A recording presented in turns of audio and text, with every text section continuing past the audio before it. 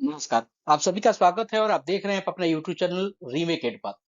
DElEd का यह set 3 है, बच्चे और समाजीकरण। प्रधान शिक्षक के लिए जो डीएलएड की जो श्रृंखला आ रही है, उसकी यह तीसरी कड़ी है और तीसरी कड़ी में हम लोग बच्चे और समाजीकरण से संबंधित जो इसके पहले भी वीडियोज आए थे, उसकी एक अगली कड़ी यह है।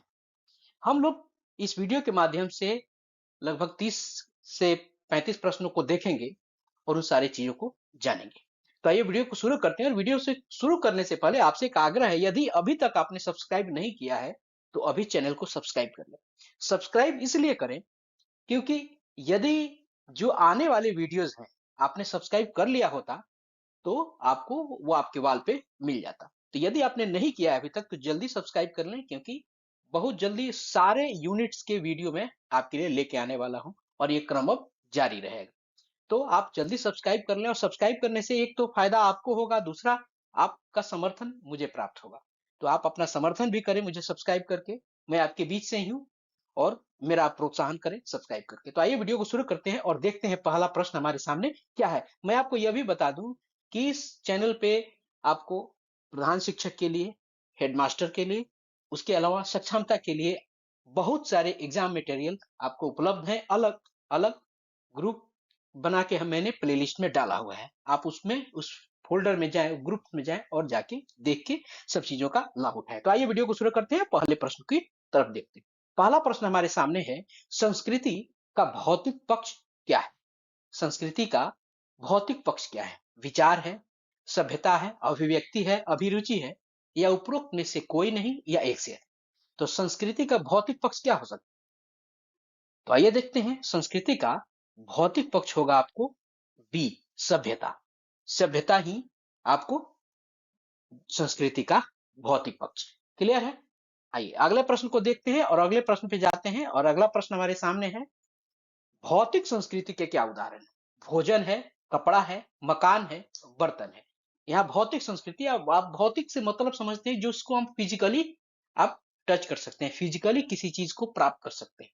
तो भोजन भी फिजिकली आ सकता है, कपड़ा भी है, मकान भी है, बर्तन भी है। यानी यू देखें तो ये चारों के चारों आपको फिजिकल रूप में है। तो ये आपको उदाहरण बन रहे हैं कि नहीं भौतिक संस्कृति को, यही जानते हैं। तो अगर उदाहरण देखा जाए तो उपरोक्त में से कोई नहीं, यानी उपरोक्त में से एक से अधिक, या सारे के सारे जो आप कहा जा सकता है कि ये जो है आपको भौतिक संस्कृति के उदाहरण है। क्लियर है? आइए आगे देखते हैं। तीसरा प्रश्न हमारे सामने है और तीसरा प्रश्न यूं है कि सबसे गहन और जटिल समाजीकरण किसमें होता है? शैशवावस्था में, प्रारंभिक बाल्यावस्था में, उत्तर बाल्यावस्था में, या किशोरावस्था में?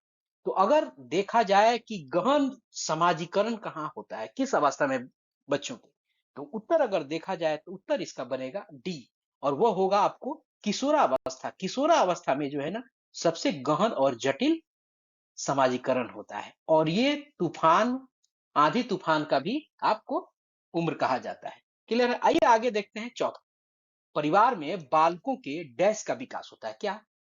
परिवार में बच्चों की किस चीज का विकास होता है? मूल्यों का, नैतिकता का, संवेगात्मक विकास होता है, यानी धार्मिकता का विकास होता है। किस चीज का विकास होता है? अगर देखा जाए तो परिवार से बच्चे क्या सीखते हैं? वैल्यू सीखते हैं, मूल्य सीखते हैं, और उन्हीं मूल्यों में ना नैतिकता आती है। तो बच्चों से अगर इसका उत्तर देखा जाए तो इसका उत्तर आपको होगा ए, यानी बच्चों जो है, बच्चे जो है परिवार से क्या सीखते हैं? मूल्य सीखते हैं, यानी वैल्यू सीखते हैं। ठीक है ना? ये बड़े हैं, ये छोटा है, इनका आदर करना है, इसे स्नेह करना है, क्या कैसे करना है, ये वैल्यूज हमको कहाँ से मिलता है? ये परिवार से मिलता है। क्लियर है? आगे पांचवा प्रश्न हमारे सामने है और प्रश्न हमारे सामने यूं है कि ग्रामीण स्त्रियों को समर्थ बनाने के लिए सबसे आवश्यक यह है। क्या है इनमें से? सेवाओं में आरक्षण, बालकों का पालन पोषण, अपनी हीन दशा के प्रति चेतना, और पुरुषों का व्यवहार।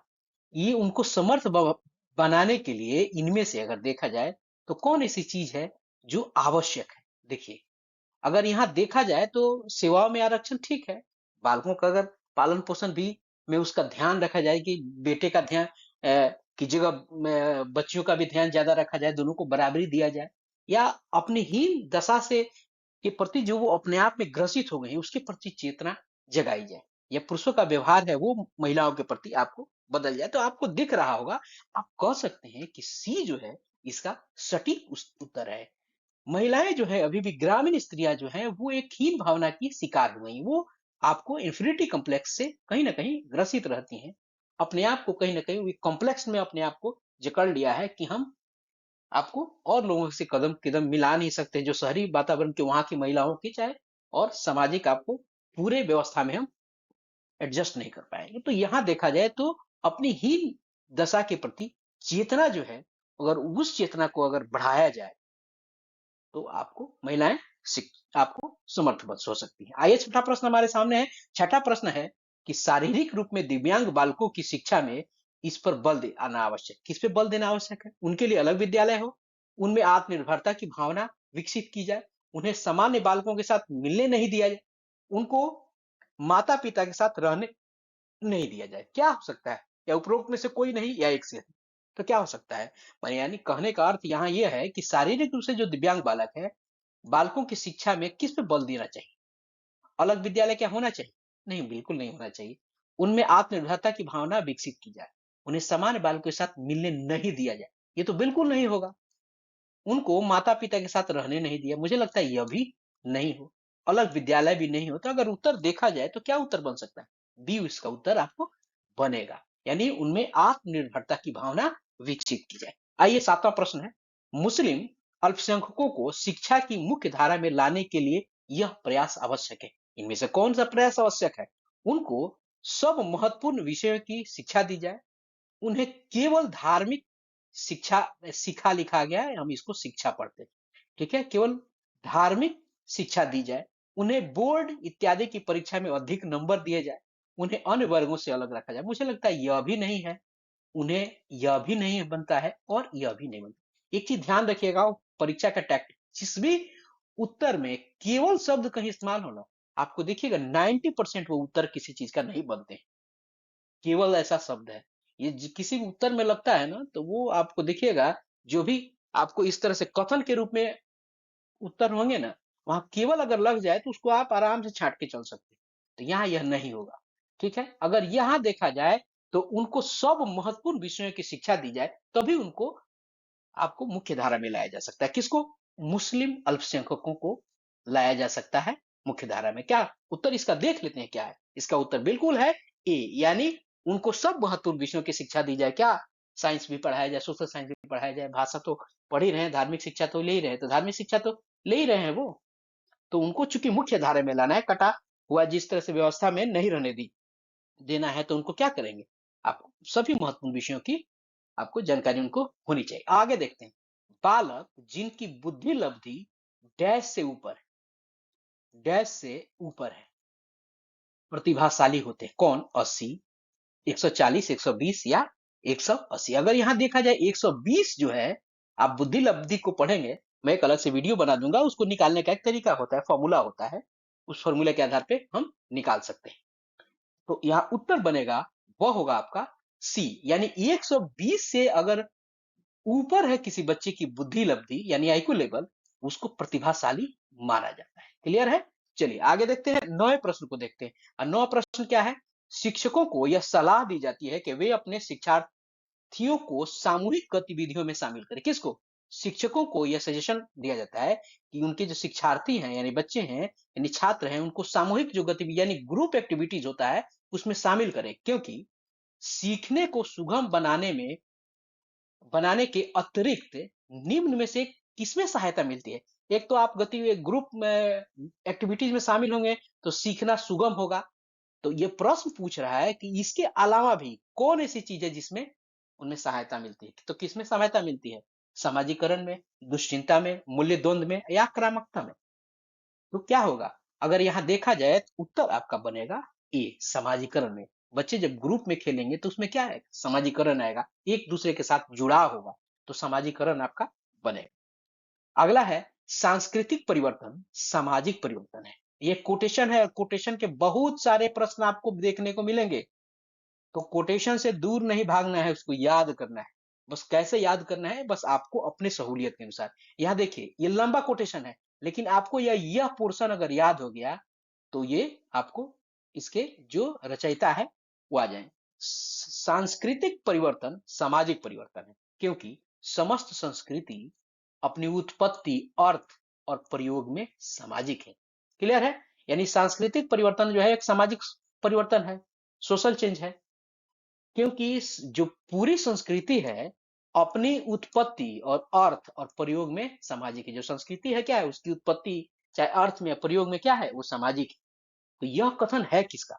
मैकाइबर एंड पेज का, गेलिन एंड गेलिन का, जोन्स का, या डासन एंड गेटिस का? तो अगर इसको देखा जाए तो डासन एंड गेटिस का यह आपको कथन है। तो क्या होगा इसका उत्तर? अगर उत्तर यहां देखा जाए तो उत्तर इसका डी होगा। क्लियर है? आइए आगे बढ़ते हैं और देखते हैं सामाजिक परिवर्तन की विशेषताएं हैं। कौन सी विशेषताएं हैं इनमें से?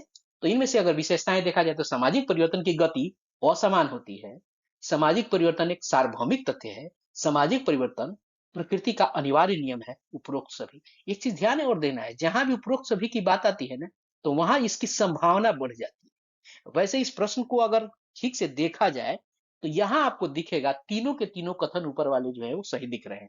यानी सामाजिक परिवर्तन की गति जो है ना असमान होती है। एक समान सामाजिक परिवर्तन की गति कभी नहीं होती।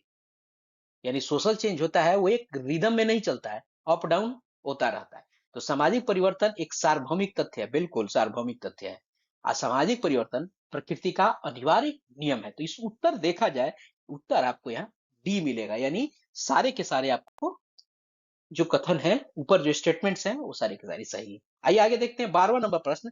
12वां नंबर प्रश्न कुछ यूं है कि डैश को सामाजिक परिवर्तन का एक सशक्त माध्यम माना गया है। किसको? आप ध्यान दीजिएगा, किसको माना गया है? शिक्षा, समाज, समुदाय या मित्र मंडली, या इनमें से कोई नहीं, या एक से अधिक? तो यहां अगर उत्तर आपको नहीं पता है, आज चूंकि शिक्षा से रिलेटेड ये परीक्षा है और डीएलएड है, बीएड है, इन सब चीजों में जब इस तरह की माध्यम पूछा जाए कि क्या माध्यम है, तो अगर नहीं उत्तर आता है तो आंख मूंद के आप शिक्षा मार सकते हैं। तो यहां भी अगर उत्तर देखा जाए तो देखिए क्या है, यहां भी उत्तर शिक्षा है। और ऑब्वियस है, शिक्षा जो है सामाजिक परिवर्तन का एक सशक्त माध्यम है और एजुकेशन से हर चीज में बदलाव लाया जा सकता है। क्लियर है? तो सामाजिक परिवर्तन ऑब्वियस है कि शिक्षा के माध्यम से आपको किया जा सकता है। आइए आगे देखते हैं 13वां प्रश्न। समाजीकरण में बच्चों के डैश को निर्देशित करना और अनैच्छिक एवं डैश प्रवृत्तियों को अनुशासित करना आता है। अब देखिए यहाँ क्या है, समाजीकरण में बच्चों के किस चीज को निर्देशित करेंगे और अनैच्छिक एवं डैश प्रवृत्तियों को अनुशासित करेंगे। यानी कोई यहाँ जो है किसी खराब चीज, कोई खराब चीज है, यानी कुछ की कमी है, उसको अनुशासित करना है। यहाँ क्या है, बच्चों के डैश को निर्देशित करना है। कोई ऐसा चीज है जो उसको निर्देशित करना है, पॉजिटिव कोई चीज होगा। तो यहाँ अगर देखा जाए तो व्यवहार और सही व्यवहार, तो यहाँ दूसरे में ये कभी सटीक नहीं बैठा है। सही व्यवहार अगर किसी का है तो उसको अनुशासित करना पड़ेगा, उसका तो व्यवहार सही है तो क्या अनुशासित करना पड़ेगा? यह नहीं होगा। व्यवहार या गलत व्यवहारिक, मुझे लगता है यह इसका सटीक, यानी गलत व्यवहार है, उसका व्यवहार है, यानी उसका गलत व्यवहारिक प्रवृत्ति है, उसी को अनुशासित करना पड़ेगा। सही, यहाँ भी सही है, इसको थोड़े ठीक करना पड़ेगा। यहाँ भी सही है, इसको भी नहीं। यानी उत्तर यहाँ बनता है कि समाजीकरण में बच्चों के व्यवहार को निर्देशित करना और अनैच्छिक तथा गलत व्यवहारिक प्रवृत्तियों को अनुशासित करना आता है। तो यहाँ उत्तर क्या बन रहा है? उत्तर आपका बी बन रहा है। क्लियर है? चलिए, डीएलएड में आपसे व्यवहारिक प्रश्न ही पूछे जाएंगे। उन्हीं व्यवहारिक प्रश्नों को आपको इस स्टेटमेंट को पढ़ना है, समझना है और व्यवहारिक जीवन में जो लागू होता है उसी को करना है। इसको रट के नहीं किया जा सकता है। इसका कोई स्टेटिक उत्तर नहीं है। बहुत कम ऐसे प्रश्न आएंगे जिसका स्टेटिक उत्तर है। यानी भारत की राजधानी कहाँ है? नई दिल्ली। ये स्टेटिक प्रश्नों में आते हैं, लेकिन डीएलएड में जो प्रश्न है वो स्टेटिक प्रश्न नहीं आएंगे, सीधे सीधे नहीं आएगा, वो आपको कथन के रूप में आएगा, जिसको देखना हमें है। अब 14वां नंबर प्रश्न है, शिक्षा समाज की डैश को प्रभावित करती है। इस आर्थिक प्रगति के फलस्वरूप सामाजिक परिवर्तन दृष्टिगोचर होता है। और शिक्षा समाज की आपको डैश को प्रभावित करती है। और इस आर्थिक प्रगति के, देखिए यहाँ जो उत्तर आएगा ना कुछ आर्थिक से ही आएगा, इसलिए कि आगे यहाँ आर्थिक की बात आ गई। तो देखिए आगे क्या है, आर्थिक स्थिति, प्राकृतिक उत्थान, धार्मिक। शिक्षा समाज की आर्थिक स्थिति को प्रभावित करती है। इस आर्थिक प्रगति में, यानी इस आर्थिक, यानी यहाँ कुछ ना कुछ आर्थिक है। उत्तर देखिए, उत्तर ये आना चाहिए। बिल्कुल उत्तर आपका क्या मिला? देखिए ये है आपको क्वेश्चन इंटेलिजेंस, इसमें बुद्धि लगाया गया है। तो इस बीपीएससी है वो क्वेश्चन को आपको इंटेलिजेंट क्वेश्चन पूछेगा वो आपसे। ये जो प्रश्न है, ये सब प्रश्न आपको आने वाले प्रश्नों में से है। मैं आपको जरूर बता दूं इतना कि जो भी आप प्रश्न देखेंगे, सारे के सारे प्रश्न पूछे गए प्रश्न हैं। सीटेट में प्रश्न पूछे गए हैं और डीएलएड में प्रश्न पूछे गए हैं।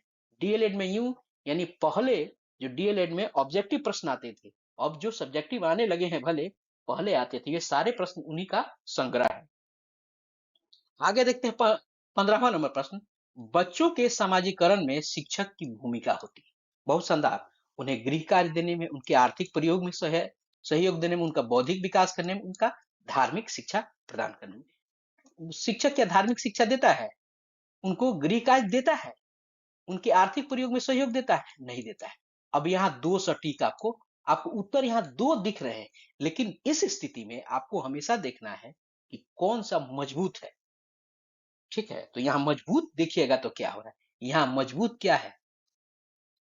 समाजीकरण में गृह कार्य का कोई योगदान नहीं होता है, यानी बौद्धिक विकास जो समाजीकरण से आपका, उसका सीधा संबंध है। क्लियर है? बच्चों के समाजीकरण में शिक्षक की भूमिका उनकी बौद्धिकता का विकास करना है, उनका बौद्धिक विकास करना है, गृह कार्य देना नहीं है। क्लियर है? चलिए आगे देखते हैं। सूक्ष्म और अभौतिक संस्कृति के क्या उदाहरण? कुछ देर पहले हम लोगों ने भौतिक आपको संस्कृति के उदाहरण देखे थे, कपड़ा, मकान इत्यादि से। यहाँ पूछ रहा है क्या? धार्मिक, विश्वास, दार्शनिक, विचार तथा मूल्य, या उपरोक्त में से कोई नहीं, या एक से अधिक। कौन कौन सा? अभौतिक क्या है? जो फिजिकल नहीं है, जिसको हम टच नहीं कर सकते हैं। ये एक तरह के भाव है। तो क्या है इसमें? अगर यहाँ उत्तर देखा जाए तो यहाँ उत्तर ई होगा, यानी ये जो सब के सब जो हैं, आपको क्या है? ये आपको अभौतिक संस्कृति के उदाहरण है। जहां अभौतिक हो जाता है, यानी फिजिकल वो नहीं होता, यानी हम उसको छू नहीं सकते, उसको देख नहीं सकते हैं, बस उसको महसूस किया जा सकता है। क्लियर है? चलिए आगे देखते हैं। 17वां नंबर प्रश्न। अपनी कक्षा के बच्चों के समाजीकरण की प्रक्रिया को तेज करने के लिए शिक्षक को अपना व्यवहार कैसा रखना चाहिए?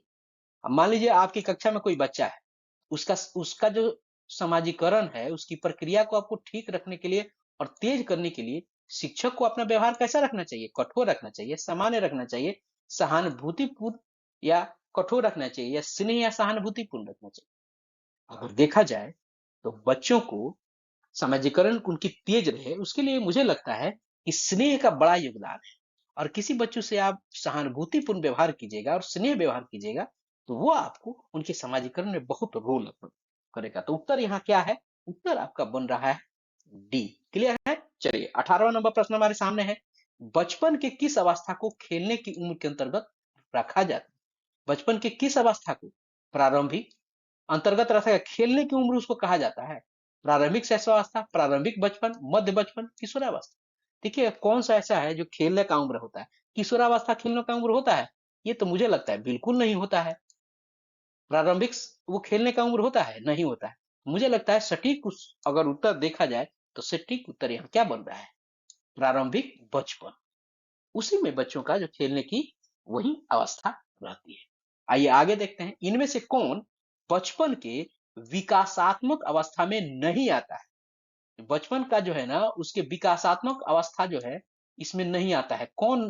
किसमें? कौन कौन सा ये जो है आपका एज ग्रुप है, यानी उसमें ये विकासात्मक अवस्था नहीं है। ये कौन सा है? प्रारंभिक बचपन, मध्य बचपन, पूर्व किशोरावस्था या उत्तर किशोरावस्था? कौन सा या नहीं है? तो यहाँ है डी, उत्तर किशोरावस्था जो है विकासात्मक अवस्था नहीं है। इसमें बच्चों का विकास रुक जाता है। क्लियर है? ये बचपन के आपको विकासात्मक अवस्था में नहीं है। कौन सा है? उत्तर किशोरावस्था जो है वो बच्चों के विकासात्मक अवस्था में नहीं आता है। आइए 20वां नंबर प्रश्न। 20वां नंबर प्रश्न है, किस आयु वर्ग के लिए, यानी किस एज वर्ग के बालक हाथ पैर के उपयोग में नवीन कौशल अर्जित करता है? कौन से? किस आयु वर्ग का? हाथ पैर के उपयोग में नवीन कौशल, यानी हाथ जो पैर चलाता है उसमें उसको वो क्या होता है? अपडेट हो जाता है उसका हिसाब किताब पूरा। जो अब हाथ पैर को उपयोग जो करेगा, वो उसमें वो नई टेक्नोलॉजी और नई तरीके से उसको करने लगे, यानी अपडेट में पहले दूसरे किसी से तरीके से करता था, अब वो धीरे धीरे आपको उसमें अपडेशन आना लगेगा। कौन सा? 2 वर्ष, 3 वर्ष, 4 वर्ष, 9 वर्ष? अगर देखा जाए तो डी, 9 वर्ष का जो बच्चा है, उसके हाथ पैर के उपयोग में आपको क्या होगा? आपको नया कौशल अर्जित करता है। 9 वर्ष का बच्चा जो है, अगर उत्तर इसमें से 9 वर्ष आए तो आप 9 वर्ष जरूर लगा दें। क्लियर है? आगे देखते हैं, निम्न में से क्या बच्चों के सामाजिकरण में प्रमुख निभाता है? क्या बच्चों के सामाजिकरण में अपना प्रमुख भूमिका क्या ऐसा है इस निम्न में से जो बच्चों के सामाजिकरण में उनका मुख्य रोल होता है? क्या है? अच्छे कपड़े, खेल कूद, बच्चे की सुंदरता, अच्छी बच्चे की अच्छी पाठ्य पुस्तक। इसमें से कौन ऐसा चीज है? मुझे लगता है कि यहाँ बी ऐसा एक ऑप्शन है, खेल कूद, जो बच्चों के सामाजिकरण में इसका बहुत बड़ा रोल है।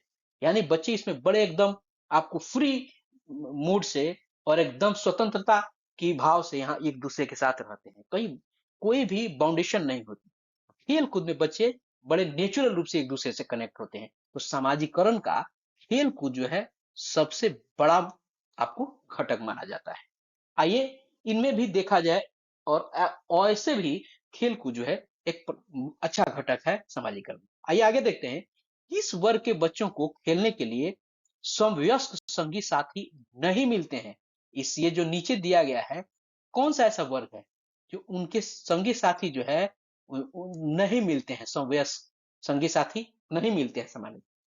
मध्यम वर्ग, निम्न वर्ग, निम्न और मजदूर वर्ग या अमीर वर्ग, किसके हैं जो नहीं मिलते हैं? देखिएगा, अगर कौन ऐसे लोग हैं जिसके संगी साथी जल्दी ज्यादा नहीं मिलते हैं, वो है आपको अमीर वर्ग। अमीर वर्ग के लोगों को जल्दी नहीं मिलता है, ये इनके कैटेगरी का जल्दी लोग मिल में नहीं करे। असामान्य बच्चा है, निम्न बच्चा है, उसको बहुत सारा लोग, बहुत सारा लड़का सब मिल जाता है खेलने के लिए। तो इस अमीर वर्ग के बच्चे हैं, उनको बहुत ऐसे छोटे और निम्न मध्यम वर्ग के, उनसे जल्दी कनेक्ट ही नहीं होते हैं, जुड़ते भी नहीं है, और वो भी उसके साथ जल्दी जुड़ नहीं पाते। तो आपको समय संगी साथी नहीं मिलते हैं। ठीक है, इनमें से अगर देखा जाए तो। आइए, किस उम्र में मुख्यतः यौन अंगों का विकास होता है?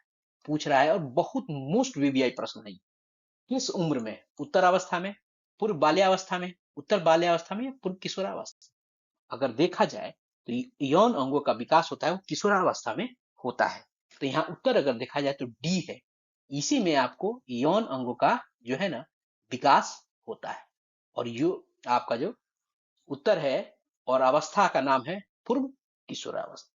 क्लियर है? चलिए, उत्तर किशोरावस्था की बनिस्पत पूर्व किशोरावस्था में बच्चों के यौन अंगों का विकास ज्यादा होता है, और उत्तर किशोरावस्था जो है ना आपको विकासात्मक अवस्था में नहीं माना जाता। क्लियर है? चलिए आइए आगे देखते हैं। 24वां नंबर प्रश्न है, किस अवस्था में बालक स्वयं के बारे में सोचना शुरू कर देता है? देखिए, कितने सारे बच्चों की सारी साइकोलॉजी को हम पढ़ रहे हैं। किस अवस्था में बच्चा जो है अपने बारे में सोचना शुरू कर देता है? कौन सा एज है? उत्तर शैशवावस्था, बच्चा शैशवावस्था में अपने बारे में सोचेगा। बाल्यावस्था, उत्तर बाल्यावस्था की पूर्व किशोरावस्था, बच्चा किस एज में अपने बारे में सोचना शुरू करता है? दिमाग लगा के देखिए, सामान्य घरों में ही देखिए, तो आप देखिएगा आपको सी उत्तर बाल्यावस्था में बच्चे अपने बारे में सोचना शुरू कर देते हैं। पूर्व बाल्यावस्था में बचपन बच्चे अभी थोड़े आराम से होते हैं। और आप कहिएगा कि कौन कौन सी एज ग्रुप का कौन कौन सा बाल बच्चा होता है, तो आपको सबसे पहले वीडियो में मैंने इस सीरीज शुरू करने से पहले सबसे पहले आप लोगों को अवस्था के एज ग्रुप्स को ही मैंने बताया है। तो आप जाके सारे अवस्था को वहां देख लें, ताकि मैंने सारी सीरीज शुरू करने से पहले पहले अवस्था का ही आपको अवधारणा सबके और सबको बताया है और सबके दिमाग में ये डाला है कि ताकि सारे आगे आने वाली चीजें आसान होती जाए। तो इसका उत्तर अगर देखा जाए तो उत्तर होगा क्या? उत्तर बाल्यावस्था। क्लियर है? चलिए आगे देखते हैं। 25वां नंबर, बहुत महत्वपूर्ण किताब है ये, सेंचुरी और चाइल्डहुड पुस्तक किसकी कृति है? सेंचुरी और चाइल्डहुड, फिलिपेरिस का, रूसो का, मैकियावेली का, अरस्तु का। किताब तो नाम याद करना तो पड़ेगा, इसको रट जाइए। बहुत ऐसी अब स्टेटमेंट मैं आपको लेके आऊंगा, बहुत ऐसे स्टेटमेंट याद करने पड़ेंगे। नहीं भी याद करना पड़ेगा तो 50 से ऊपर स्टेटमेंट आपको याद रखने पड़ेंगे। किताब के नाम भी ऐसे याद करने पड़ेंगे। क्या है ये सेंचुरी और चाइल्डहुड पुस्तक किसकी कृति है? अगर देखा जाए इसका उत्तर, उत्तर होता है फिलिप एरिस का। फिलिप एरिस ने आपको सेंचुरी और चाइल्डहुड पुस्तक की रचना की। क्लियर है? आइए देखते हैं। मैं और मुझे का सिद्धांत निम्न में से किसने दिया है? क्या है ये? मैं और मुझे। मैं और मुझे का सिद्धांत किसने दिया है? फिलिपेरिस, रूसो, मीड या अरस्तु? अगर यहाँ देखा जाए तो उत्तर आपको सी होगा और वह होगा मीड। मैं और मुझे का सिद्धांत बड़ा ही महत्वपूर्ण और मोस्ट प्रीवियस प्रश्नों में एक है ये। मैं और मुझे का सिद्धांत आपको किसने दिया है? मीड ने दिया है। आगे देखते हैं 27वां नंबर प्रश्न। किसे बचपन की आधुनिक धारणा की उत्पत्ति का श्रेय दिया जाता है? किसे बचपन की आधुनिक धारणा जो की उत्पत्ति का श्रेय दिया जाता है? इनमें से जो कौन है जिसे बचपन की आधुनिक धारणा इन्होंने का विचार इन्होंने दिया था, तो इनको बचपन की आधुनिक धारणा की उत्पत्ति का श्रेय इन्हीं को दिया जाता है। किसको? फिलिपेरिस को, रूसो का, मैकियावेली को, या आपको अरस्तु को? तो यहाँ उत्तर बनेगा आपका बी। किसको दिया जाता है? रूसो को दिया जाता है। क्लियर है? रूसो को जो है बचपन की आधुनिक धारणा की उत्पत्ति का श्रेय दिया जाता है। इन्होंने ही बचपन के आधुनिक धारणा जो है इसकी आपको उत्पत्ति जो है ना, इन्हीं को श्रेय दिया जाता है। इन्हीं के द्वारा ये दिया गया है सबसे पहले आधुनिक उसकी विचार। अब देखते हैं 28वां नंबर प्रश्न। प्रत्येक समाज में अपनी विचारधारा, प्रत्येक समाज में अपनी विचारधारा, मूल्य, भाव, विश्वास, आदर्श तथा संस्कार जीवित अवस्था में होते हैं। हर समाज में उसकी विचारधारा, मूल्य, भाव, विश्वास क्या होते हैं? ये जीवित अवस्था में होते हैं। अर्थात इस सामूहिक प्रतिनिधित्व का सिद्धांत निम्न में से किसका है? ये जो सामूहिक जो है, अब देखिए ये सामूहिक प्रतिनिधित्व का सिद्धांत जो है किसका है? किम्बल यंग का, दुर्खिम का, रॉस का, डार्विन का? पूछ देगा कि सामूहिक प्रतिनिधित्व का सिद्धांत किसने दिया?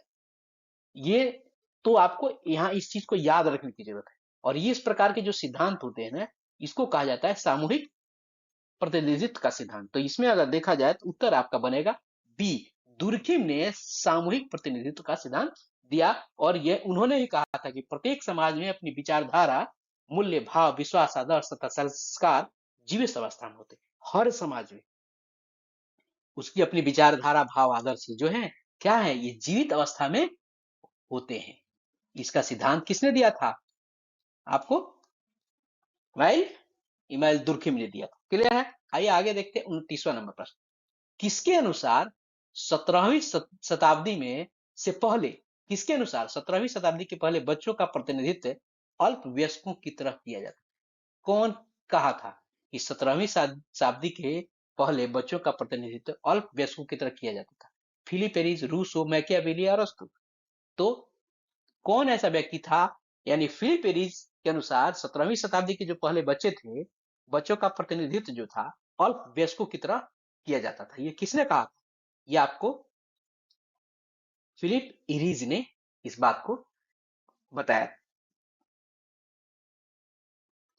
भारत में हिंदी और अन्य कई भाषाओं में बच्चों के साहित्य के लिए एक लंबा सुनहरा समय कब आया? भारत में हिंदी और अन्य भाषाओं में बच्चों के साहित्य के लिए, यहाँ बच्चों के साहित्य की बात हो रही है, एक लंबा और सुनहरा समय कब आया? 1830 के बाद, 1900 के बाद, 1930 के बाद या 2000 के? उत्तर अगर इसका देखा जाए तो सी, 1930 के बाद बच्चों के साहित्य का सुनहरा जो अवसर है वो। क्लियर है? चलिए, थैंक यू। इतना ही था आज। जल्दी ही मिलते हैं नए वीडियो के साथ, और बहुत जल्दी मिलते हैं। आप अपना ख्याल रखिए। और जितने भी वीडियो मैंने डाले हैं या एनसीईआरटी से संबंधित बहुत सारे, और मैं आपको वीडियो लेके आ रहा हूँ बिपिन चंद्र का, आपका आधुनिक भारत का इतिहास लेके आ रहा हूँ, और आपको जो पॉलिटी है उसका भी वीडियो में लेके आ रहा हूँ, और बहुत बड़े और आपको रचनाकार का और आपको विद्वान का वो पॉलिटी लेके आ रहा हूँ। एनसीईआरटी के बहुत सारे आपको प्रश्न और उसकी पूरी सीरीज पड़ी हुई है प्लेलिस्ट में, आप जरूर जाके देखें, उससे लाभान्वित हो। जल्दी ही जीएस का भी प्रधान शिक्षक के लिए वीडियो आपके लिए उपलब्ध होगा। आज के लिए इतना ही। मिलते हैं जल्दी ही नए अपडेट और नए वीडियो के साथ।